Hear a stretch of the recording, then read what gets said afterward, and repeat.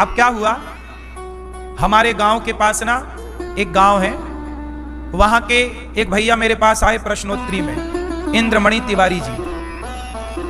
उन्होंने कहा महाराज जी हमारी 18 एकड़ जमीन है पर हमारी शादी नहीं हो रही है। हमने पूछा कितने साल के हो, बोला 45 साल का हूं। मैंने कहा शादी ब्याह ना करो, भजन करो। उन्होंने कहा नहीं नहीं हमें तो विवाह करना है। अब सोचो क्या हुआ, ये घटना है अप्रैल की।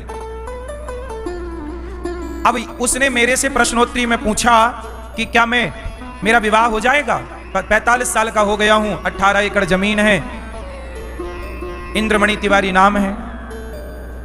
हुआ क्या कि उस आदमी का वीडियो किसी ने सुन लिया, तो एक मुस्लिम लड़की हिंदू बनी और उसने पहले एक आदमी से ब्याह किया, तो वो अपने पति पत्नी खुश थे, पर उन लोगों को चाहिए था पैसा। तो उन्होंने इंद्रमणि तिवारी की ये वीडियो देखी कि इस आदमी को विवाह करने का मन है और इसकी 18 एकड़ जमीन है। तो सोचिए कुशीनगर के पास उस लड़की ने उसको बुलाया इंद्रमणि तिवारी को कि आप आओ हम आपसे विवाह करेंगे। और उस लड़के ने विवाह भी किया, जबकि वो ऑलरेडी किसी की पत्नी थी। विवाह किया, ये अभी की नई घटना है, अभी न्यूज पे चल रही है, पर अभी 2-4 दिन के अंदर का केस है।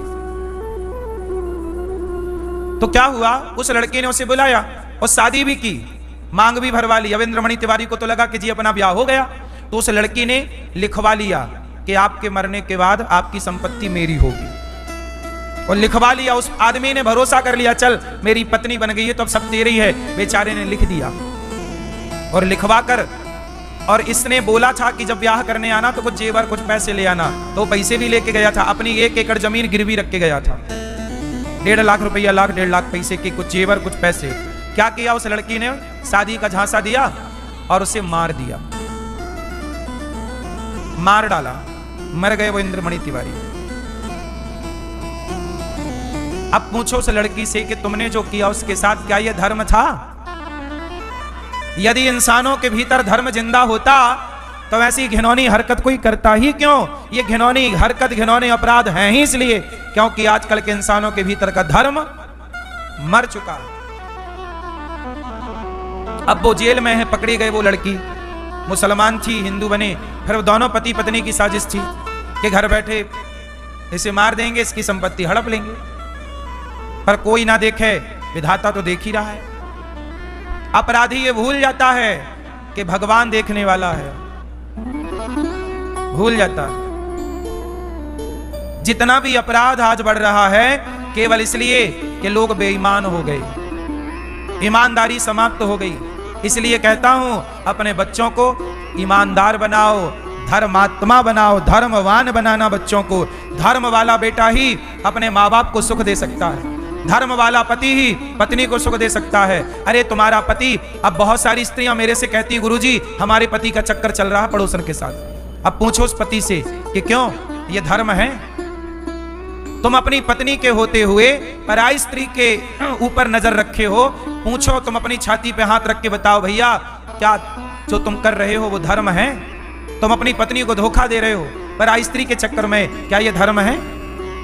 अब बताओ, ये लोगों का धर्म मर गया तब ना पराई औरत के चक्कर में पड़ गए। राम का धर्म जिंदा था तो सीता के वनवास के बाद भी राम ने दूसरा विवाह नहीं किया। धर्म मर गया मेरी मां। ये स्त्रियां, कुछ स्त्रियां अपने पति को छोड़ के पराई मर्द के संग कुछ स्त्रियां भाग जाती हैं। पूछो इन स्त्रियों से, ये जो तुमने किया ये धर्म है? फिर हर जगह काम धर्म ही आएगा। ईश्वर यही सवाल पूछेंगे, क्यों जो तुमने किया वो धर्म था? इसलिए कहता हूं मेरी मां, अपनी बेटी को थोड़ा धर्म का पाठ पढ़ाओ, बेटे को थोड़ा धर्म का पाठ पढ़ाओ। ये धर्म बहुत काम आएगा। हर स्त्री चाहती है कि मेरा पति केवल मेरे से प्रेम करे, और तुम्हारा पति तुमसे तभी प्रेम करेगा जब धर्मवान होगा। धर्मवान नहीं होगा तो तुम्हें पता ही नहीं चलेगा कितनों से बात कर रहा है। आजकल के लड़के लिव इन में रहते हैं, आज इस लड़की के संग, कल उस लड़की के संग। पूछो इन लड़कों से, धर्म बेटा ये धर्म है? लेकिन उन्हें तो पता ही नहीं कि धर्म है क्या। उन्हें तो लगता है कि गर्लफ्रेंड बनाना ही धर्म है। 3-4 को जब तक आई लव यू नहीं बोल लेते आज के छोरा छोरी, नींद ही नहीं आती। हाँ या ना? सब लोगों के लिए बातें नहीं है, पर बहुत लोग ऐसे हैं ये कुछ लोगों के लिए बातें हैं जो ऐसे हैं। बात समझ में आ रही है ना? ऐसे लोग हैं या नहीं समाज में, आप लोग बता दो। फिर ये किसे धोखे पर रख रहे हैं? बाप को, माँ को, समाज को, या खुद को?